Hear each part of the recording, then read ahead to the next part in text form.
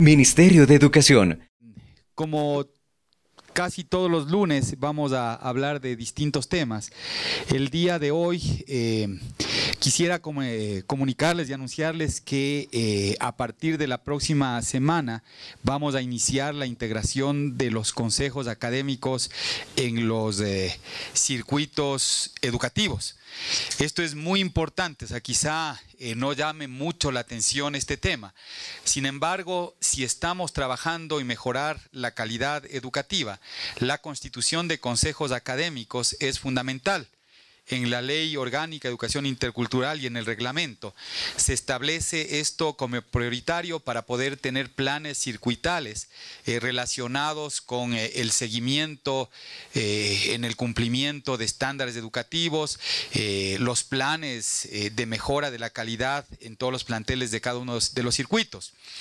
Y para esto se deberá integrar los consejos académicos con docentes que pertenezcan al circuito, y estos docentes deben ser electos.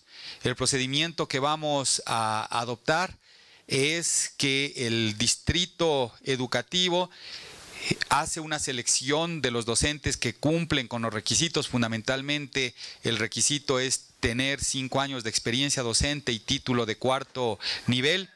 Vamos a tener un consejero académico por cada 1000 estudiantes en el circuito, con un mínimo de 3 y un máximo de 5. El consejo académico o participa el consejo académico también el administrador del circuito. Y estos consejeros, esta lista que saca el director distrital, la va a proponer para que sea electo por parte de las autoridades de los planteles que pertenecen a cada uno de los circuitos. Entonces, de esta manera vamos a tener conformado los consejos académicos hacia final de este año. Y cuando hablamos de transformar la educación misión de todos, precisamente de esto estamos hablando. Necesitamos hacer que los docentes, que el magisterio ecuatoriano asuma la responsabilidad de liderar la transformación pedagógica del sistema educativo ecuatoriano. Y en ese sentido estamos completando todo lo que se había dispuesto de manera previa en la Ley Orgánica de Educación Intercultural y en el respectivo reglamento. Eso como un tema general, como una novedad, algo estructural, un cambio profundo, y sobre todo la integración de docentes a este proceso permanente de transformación. Esto simplemente como un anuncio. El resto, si tienen ustedes temas sobre los que quieran conversar, preguntar, con mucho gusto. Por favor, buenos días. ¿Cuál es la función de este consejo académico? Les voy a describir las funciones del consejo académico. Acá. Sí.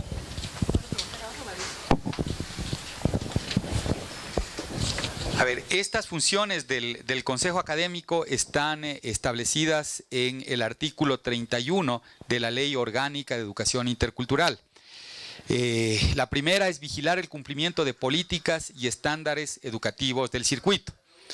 Y aquí es fundamental que hoy se establezcan los consejos académicos, porque ya tenemos información. O sea, por ejemplo, ya tenemos información del ser bachiller, ya tenemos información del ser estudiante, se tienen evaluaciones periódicas. Entonces, como se dispone de información, se dispone de estándares, entonces ya existen las herramientas suficientes para que pueda operar el consejo académico. Antes no tenía sentido, porque lo único que habrían hecho es tomar decisiones sobre determinadas percepciones.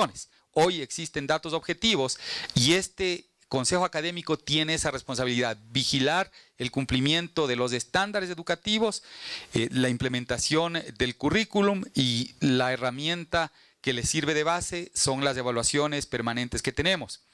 Impulsar la calidad educativa en establecimientos del circuito, diseñar e implementar planes y programas de desarrollo educativo del circuito. Esto es importante porque cada territorio tiene particularidades.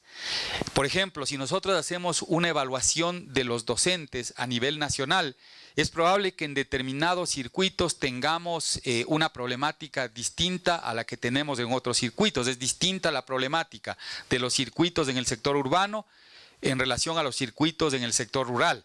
Es distinta la problemática en algunos establecimientos, en donde, por ejemplo, el problema puede ser la falta de docentes en áreas específicas del conocimiento. Entonces, los planes para la mejora salen del Consejo Académico. Ya no es una observación centralizada, sino desde el propio circuito se hacen las recomendaciones, se establecen planes y eso sirve de insumo para la elaboración de la política. Elaborar estrategia de mejora continua del área pedagógica, incluyendo el desarrollo profesional de directivos y docentes. Elaborar el plan de inversión del circuito y enviarlo al distrito y al administrador del circuito y dar seguimiento a su ejecución. Anualmente, los consejos académicos analizarán cuáles son las necesidades de cada circuito. Si, por ejemplo, la necesidad es la inversión en infraestructura deportiva del circuito, si la necesidad es la readecuación, remodelación de determinados planteles educativos, el Consejo Académico es el que hace la propuesta del plan de intervención anual. Verificar el cumplimiento de los planes operativos y de compras ejecutado por el administrador del circuito y evaluar su desempeño. Ya tenemos 1.134 circuitos y cada circuito debe tener su administrador de circuito. Ese administrador no puede actuar por su cuenta, sino que tiene que rendirle cuentas precisamente a este consejo académico. Y finalmente, generar y consensuar propuestas de atención a la problemática social del entorno. Hemos hablado también que es fundamental el que las unidades educativas se conviertan en el eje alrededor del cual gira la dinámica comunitaria, la dinámica de la comunidad. Entonces va a ser relevante la acción de este consejo académico para integrar a la comunidad a distintas actividades. Un ejemplo clarísimo es todos los planes de prevención. O sea, ejemplo, prevención del embarazo adolescente. La familia tiene que involucrarse. ¿Y cuál es el ente catalizador de ese proceso? Precisamente el ente catalizador de ese proceso es la unidad educativa, y quienes tienen que estructurar esos programas, esos planes, son los consejos académicos de cada circuito. Entonces, fundamentalmente, estas son las funciones que van a desempeñar. Insisto, el consejo académico está integrado por miembros del magisterio ecuatoriano que deben tener al menos 5 años de experiencia y título de 4º nivel. Se va a elegir un consejero por cada 1000 estudiantes del circuito, con un mínimo de 3 y un máximo de 5. Si es que, por ejemplo, se necesitan escoger 5 consejeros en un circuito, el director distrital presentará a consideración de las autoridades educativas, directores, rectores, presentará una nómina de 15 candidatos, y de esa manera serán nombrados los consejeros académicos. El proceso lo vamos a iniciar ya desde la próxima semana con un programa de difusión. Vamos a ir a los territorios a difundir la manera como se va a estructurar, y cada mes tendremos 140 circuitos que se estructuren ya con consejo académico. Y eso significará que hacia finalizar el año 2015 ya todos los circuitos educativos tendrán sus consejos académicos establecidos y operando. Señor ministro, buenos días. Adriana Bermeo de Canal 1. Quería consultarle si los consejos académicos van a tener autonomía en las decisiones o van a tener que pasar previamente por el Ministerio de Educación antes de ser puestos en prácticas las decisiones y proyectos. Y si me permite, al margen de este tema, y si es posible que me responda, quería saber cómo avanza o cómo está el asunto de la colocación de cámaras en los diferentes colegios de la capital. Gracias, señor ministro. A ver, los consejos académicos son parte del Ministerio de Educación.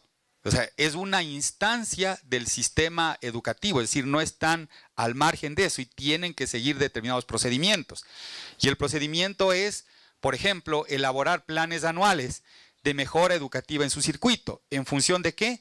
de políticas que están previamente establecidas. Por ejemplo, nosotros hemos definido que anualmente se tiene que destinar $30 para el mantenimiento, $30 por estudiante para el mantenimiento de establecimientos educativos. Entonces, el Consejo Académico, en función de esa política, estructura su planificación anual. Es decir, no tienen autonomía para salir de las definiciones de política educativa nacional, pero sí para hacer propuestas de cómo asignar los recursos, por ejemplo, dentro de sus circuitos en función de las necesidades de cada uno de los planteles educativos del circuito.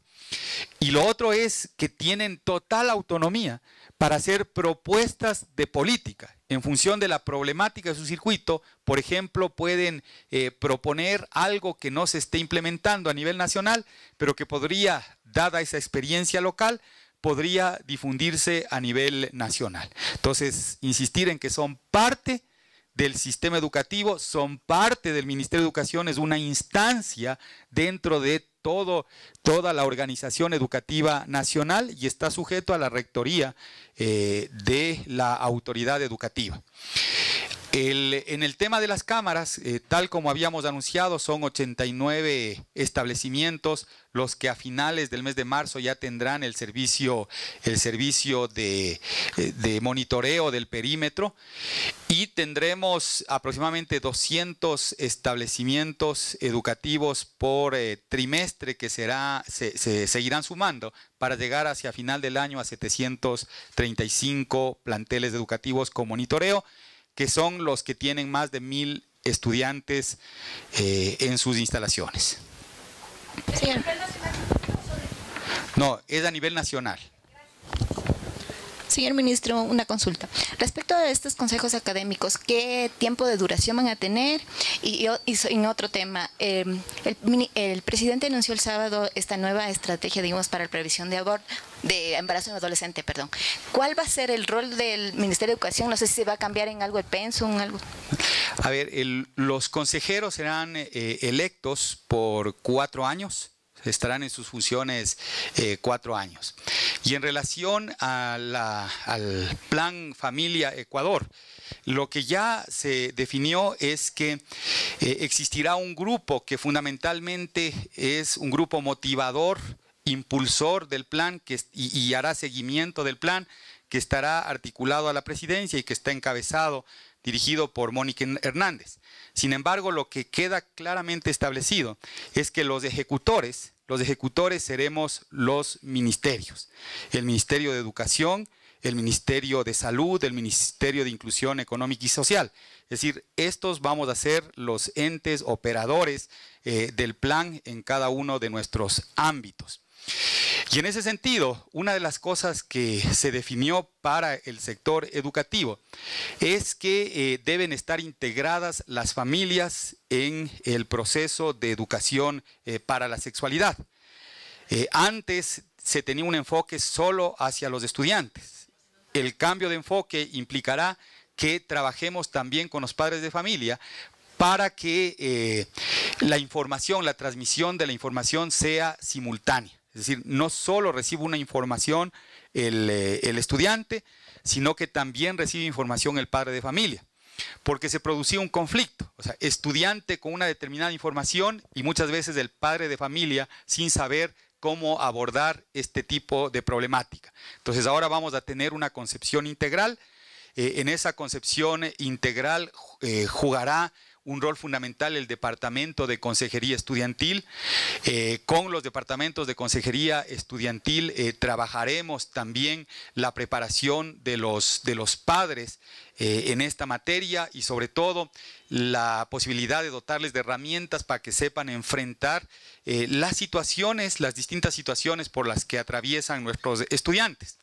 Nosotros habíamos hablado ya a principios de año de nuestro plan de prevención. Y nuestro plan de prevención tenía 2 componentes, de educación preventiva y seguridad estudiantil. Y habíamos también informado que para nosotros es fundamental trabajar sobre 3 aspectos básicos. Primero, la minimización de riesgo de consumo de sustancias nocivas. Segundo, la disminución del acoso escolar. Y tercero, la disminución y ojalá erradicación del embarazo adolescente. Eso es fundamental en el sistema educativo. Y claro, implementaremos nosotros nuestro programa, nos van a medir muchísimo por cuánto baja la tasa de embarazo adolescente, y va a haber este espacio adscrito a la presidencia que estará monitoreando el esfuerzo que hacemos en cada uno de los ministerios. Y hablando de lo que ha generado mayor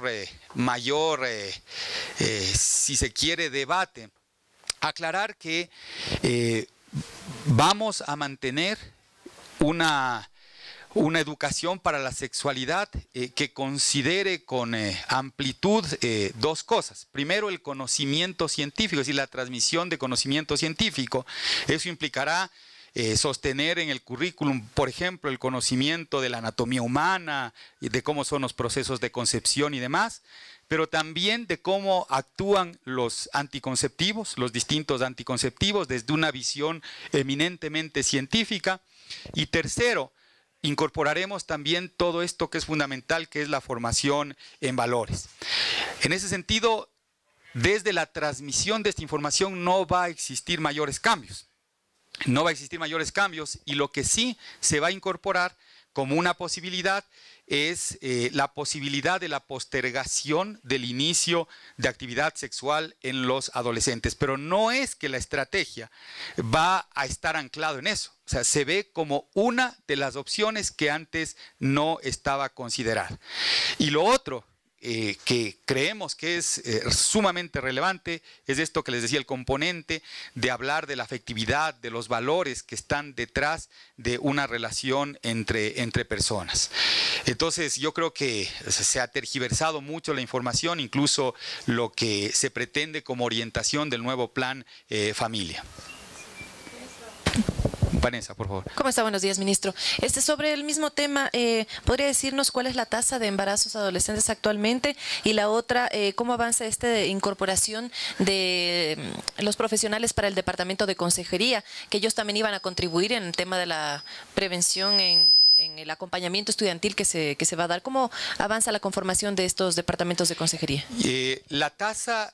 el dato que tengo en la memoria en este momento es que el 20% de los nacidos vivos en el Ecuador son hijos de madres adolescentes, es decir, que están entre los 11 y los 19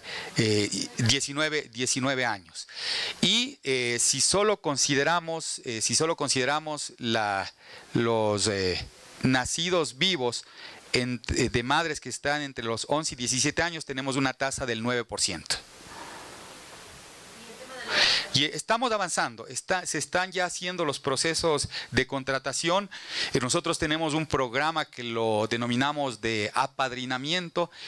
Tenemos a las autoridades, desde el ministro, viceministro, asesores, subsecretarios, directores, asistiendo a los establecimientos educativos que son objeto central de esta política, que son los que tienen más de 500 estudiantes.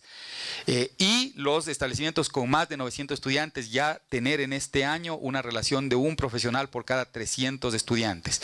Estamos avanzando en eso. Hasta el momento tenemos aproximadamente 3.000 profesionales ya contratados en el sistema.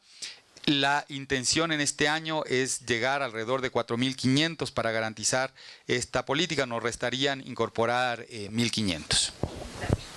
Ministro, buenos días. Acá. Por favor.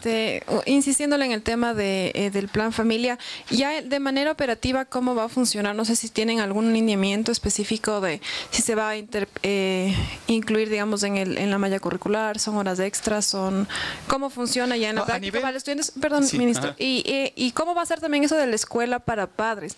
No sé si ustedes van a estar involucrados como ministerio también en esto.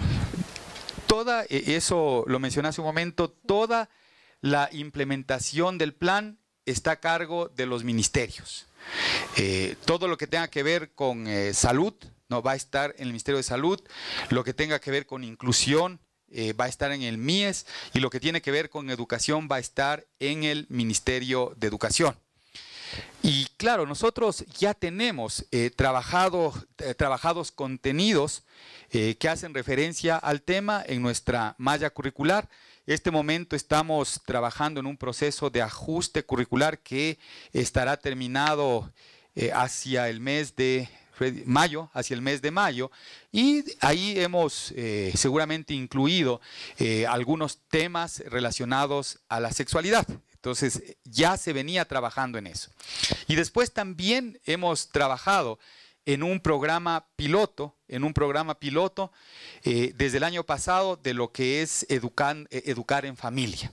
Ese programa piloto lo implementaremos e iniciaremos su generalización a partir de este año, con orientaciones clarísimas. La orientación de proporcionar toda la información científica respecto a los distintos temas que se abordan en esta materia de sexualidad, tanto a los estudiantes como a los padres de familia, para que no exista asimetría de información y todos estén preparados para enfrentar esta problemática. Y después, operativamente, nosotros tenemos dos brazos operativos. El primer brazo es el de los departamentos de consejería estudiantil, que son los que articulan todo este tipo de actividades con los padres de familia y estudiantes y docentes. Y el segundo son los propios estudiantes. Ya habíamos anunciado nuestra política preventiva a inicios de año, y la idea es que, como parte de la participación estudiantil, o sea, como uno de los componentes fundamentales de esas 200 horas de participación estudiantil, nuestros jóvenes se involucrarán en desarrollo de habilidades de liderazgo juvenil, y también ellos serán los impulsores de este proceso de formación y educación para la sexualidad, para la afectividad y demás. Entonces, eso ya lo veníamos trabajando, no es algo nuevo. Lo que debe quedar claro es que la instancia que está adscrita a la presidencia es más una instancia que va a dar seguimiento al cumplimiento de los objetivos que nos planteamos, y que los ejecutores vamos a ser los ministerios. Ministro, solamente para clarificar, el tema de educar en familia que hicieron el programa piloto, ¿a cuántos estudiantes se benefició y cómo funciona? No sé si tenemos los datos del pilotaje, Freddy. Son 9 instituciones educativas del Milenio, alrededor de 18.000 estudiantes, y estamos trabajando en eso. ¿Sabes? El pilotaje fue con las unidades educativas de Milenio. Como decía Freddy, son 9 las instituciones con las que trabajamos, abarcando alrededor de 18.000 estudiantes. Y en base a esa experiencia que ya tuvimos es que vamos a generalizar el programa en este año lectivo. Por insistirle, ¿pero qué es esto de educar en familia? ¿Cómo funciona? Son talleres, son varias cosas. Primero, la transmisión de información. Es decir, los padres de familia se involucran en un proceso, entre comillas, formal de adquisición de conocimiento, de capacitación en la materia. Entonces existe un taller que se invita a los padres, se trabaja con los padres de familia, pero también nosotros abordamos la posibilidad de la integración del padre de familia a la vida escolar. Entonces eso implica actividades, por ejemplo, de fin de semana, campeonatos, espacios en donde se comparta con los hijos. Y también la posibilidad de que los padres de familia tengan acceso personalizado a información de los departamentos de consejería estudiantil. ¿Cómo? O sea, a través de convocar, por ejemplo, a los padres de familia periódicamente a informar qué está pasando con sus hijos, cuáles son las evaluaciones que se está haciendo tanto de su desempeño escolar como de su comportamiento y demás. Es decir, un trabajo muy integrado con el padre de familia.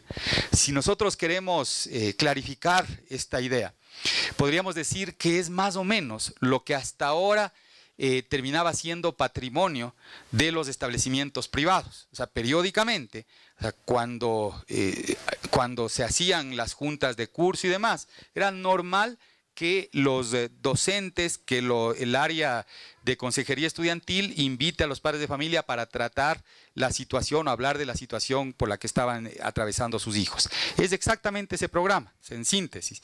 Talleres de capacitación con los padres de familia, actividades dentro del establecimiento educativo en donde exista la posibilidad de la interrelación y la comunicación con los estudiantes, trato personalizado con el padre de familia desde los departamentos de consejería estudiantil y que es importante la información permanente para los padres a través de la comunidad educativa en línea, en donde vamos a estar alertando todo lo que está sucediendo con su hijo y despertar el interés de la familia.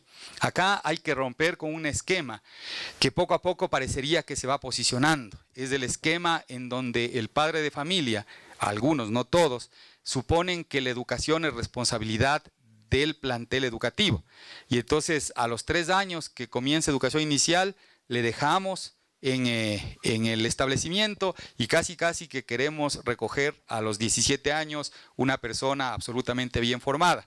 Entonces lo que vamos a hacer es generar corresponsabilidad, tener una relación muy estrecha con los padres, de tal manera que vayamos asumiendo corresponsabilidad en el proceso. Buenos días, señor ministro. Cristian Salinas, de Radio Pública de Ecuador.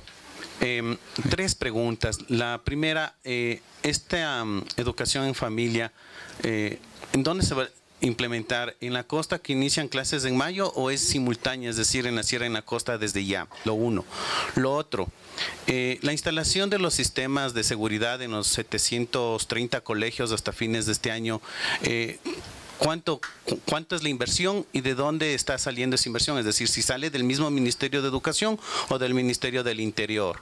Y lo tercero, ¿cómo va la situación de las jubilaciones de tanto del sistema del magisterio como del personal administrativo del ministerio? Porque si bien es cierto, en 2013 se presentó un plan, un cronograma de jubilaciones, pero dado la situación económica actual en la que atraviesa el país de recortes, ¿en este año se seguirán dando las jubilaciones o tendrán que poner pausa a esto? De acuerdo. A ver, la primera pregunta, efectivamente el cronograma de implementación está relacionado al inicio de los ciclos Sierra y Amazonía y Costa. Porque es un programa integral. Este programa no es una cuestión parcial donde comenzamos a hacer talleres, etcétera, etcétera, sino que tiene que ver con, como decía, la constitución de los DECES, la reestructuración de la participación estudiantil, todo lo otro que hemos ya detallado en ocasiones pasadas, que es nuestro plan de educación preventiva y seguridad estudiantil. Entonces, el arranque de esto será en el régimen Costa en el mes de mayo y en el régimen Sierra en el mes de septiembre de este año. Para eso estamos ya trabajando en la debida capacitación a los departamentos de consejería estudiantil y también a través de los departamentos de consejería estudiantil a los docentes en cada uno de los establecimientos. También tenemos un programa sumamente amplio de capacitaciones a docentes en todo lo que tiene que ver con derechos humanos. Entonces, probablemente ahí es donde más énfasis debemos tener, porque no ha habido este enfoque en su formación inicial. La segunda pregunta era sobre la inversión en el componente de seguridad estudiantil. Todos los recursos provienen del presupuesto del Ministerio de Educación. El componente de las cámaras es un componente menor. O sea, realmente el mayor componente en el programa está precisamente en la conformación de los departamentos de consejería estudiantil, en todos estos talleres para familias. O sea, todo el programa tendrá un costo aproximado de alrededor de $100 millones en este año, y el componente de monitoreo exterior de los establecimientos con más de 1,000 estudiantes no llega sino a $7 millones, y está dentro del rubro de remodelaciones y repotenciaciones de los establecimientos educativos fiscales. Y la tercera, efectivamente, acá debemos tener claro en materia de jubilaciones que el Estado solo está obligado a jubilar aquellas personas que cumplen con más de 70 años, tienen 70 años o más, o tienen alguna enfermedad que ya les imposibilita el ejercicio de su actividad. Eso es un derecho, eso es un derecho consagrado en la respectiva norma vigente. Pero también existe en la norma vigente la posibilidad de que los docentes voluntariamente se jubilen. La jubilación voluntaria no es una obligación del Estado. No es una obligación del Estado. La jubilación voluntaria es una posibilidad que abrió precisamente este gobierno. Y una posibilidad que durante los años 2013 y 2014 fue sumamente utilizada. Y efectivamente en el año 2013, por ejemplo, fueron alrededor de 8.000 docentes que se jubilaron voluntariamente. En el año 2014 fueron alrededor de 4.000, si no me equivoco. Y con eso resolvimos un pedido que se había hecho desde hace muchos años atrás. Es decir, antes del 2013 prácticamente nadie se estaba jubilando voluntariamente. Casi nadie. 2013, 2014 hubo la posibilidad, se implementó esa posibilidad y en este año 2015 temporalmente están suspendidas las jubilaciones voluntarias. Temporalmente están suspendidas las jubilaciones voluntarias.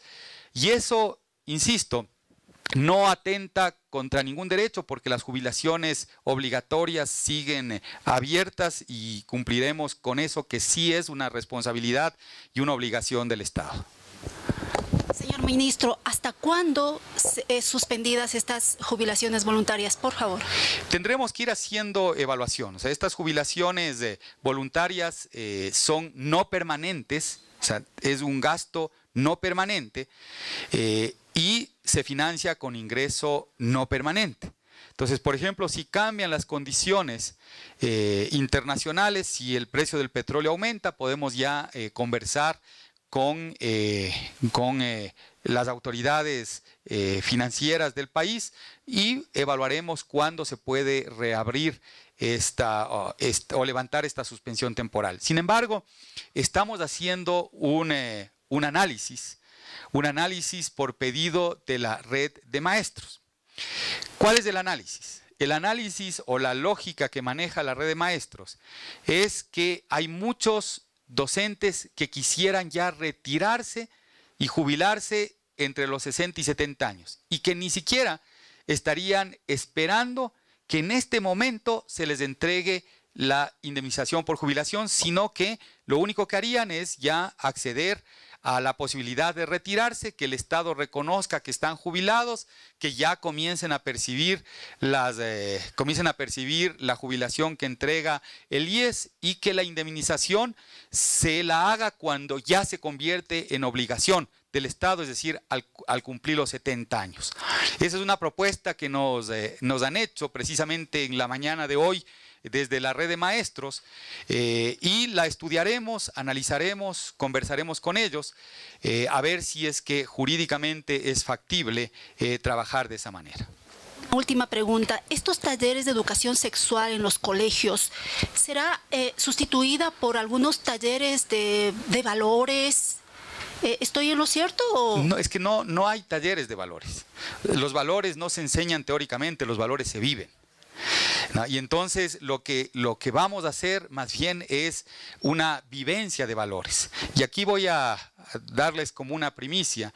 Estamos trabajando con la Secretaría del Buen Vivir y a partir del próximo año lectivo nosotros haremos que en los establecimientos educativos se desarrollen actividades cada mes asociado a un determinado valor específico. O sea, por ejemplo, si decimos que la perseverancia es un valor, el mes de mayo arrancaremos con perseverancia y tendremos múltiples actividades que deben a que nuestros estudiantes vivan lo que es la perseverancia durante ese mes y que practiquen el valor. O sea, el valor no se enseña teóricamente. O sea, yo no puedo hacer una clase de valores, no sirve de nada una clase de valores.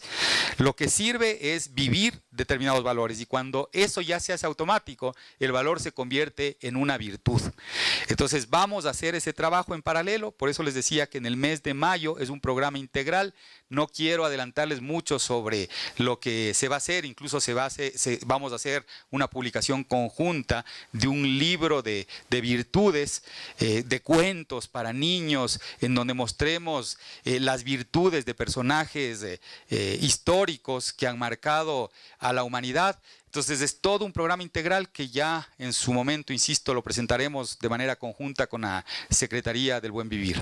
Ministro, este programa que se implementará en mayo tiene un presupuesto específico y de alguna manera... Como le digo, el presupuesto es integral. O sea, es un presupuesto de alrededor de 100 millones de dólares que nosotros trabajaremos para todo lo que es política preventiva. Estos temas no se pueden ver aislados, porque, por ejemplo, si es que yo comienzo a trabajar con las familias y trabajo con las familias para que se involucren en el proceso educativo, todo lo que hagamos con las familias seguramente no incidirá únicamente en la reducción del embarazo adolescente. Seguramente eso significará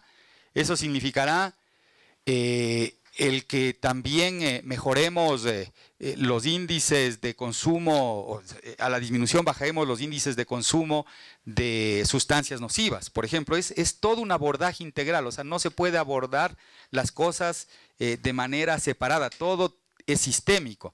Y entonces por eso nosotros hablamos del gran programa de prevención, que es educación preventiva y seguridad estudiantil. Una última consulta en otro tema. Si quiere, Andrea, le doy una entrevista para que... No solamente en otro tema, hay algunas instituciones educativas que solicitan cada cierto tiempo a los padres que lleven botellas plásticas porque tienen programas de reciclaje, pero hay críticas de que en muchos casos esto sirve, o sea, se está tratando de financiar costos, por ejemplo, para viajes de los profesores, y que si es que no cumplen con esto les afecta a las notas. Yo no sé si hay alguna disposición del ministerio de que tengan que obligatorio. O sea, no hay ninguna disposición. O sea, si usted nos da los casos específicos, revisaremos. Dentro de los programas de participación estudiantil, por ejemplo, puede estar el cuidado del ambiente, pero eso no significa que se recauden recursos para financiar actividades de paseos y demás. Eso está absolutamente prohibido. ¿Es obligatorio que lleven botellas los estudiantes a su... No es obligatorio, o sea, nadie les puede obligar.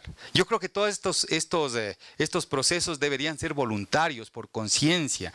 O sea, si es que, y además impulsados desde los consejos estudiantiles, o sea, que exista la convicción del estudiante que eso es bueno para el ambiente. Entonces ahí se pueden impulsar esos programas. Parte de la reconceptualización de todo el programa de participación estudiantil, una parte es precisamente esa. Que no sea obligación del estudiante, sino que sea un acto de convicción de él y que le nutra a él como persona. ¿Una pregunta? Les presento a su futura competencia, Lua.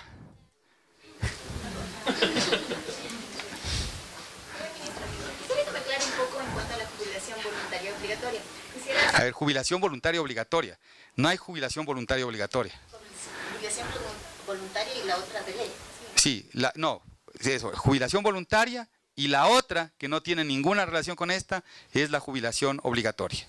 La voluntaria, ¿qué requisitos se necesita? ¿Cuánto ha invertido? ¿Cuánto necesita el ministerio para...? O sea, fundamentalmente tener más de 60, haber cumplido 60 años, estar entre 60 y 70 años, tener el número de aportaciones que le exige el GIES, son 35, me parece, si no me equivoco, 35 aportaciones, me parece, le reconfirmamos ese dato, y con eso puede ya postularse a jubilación voluntaria.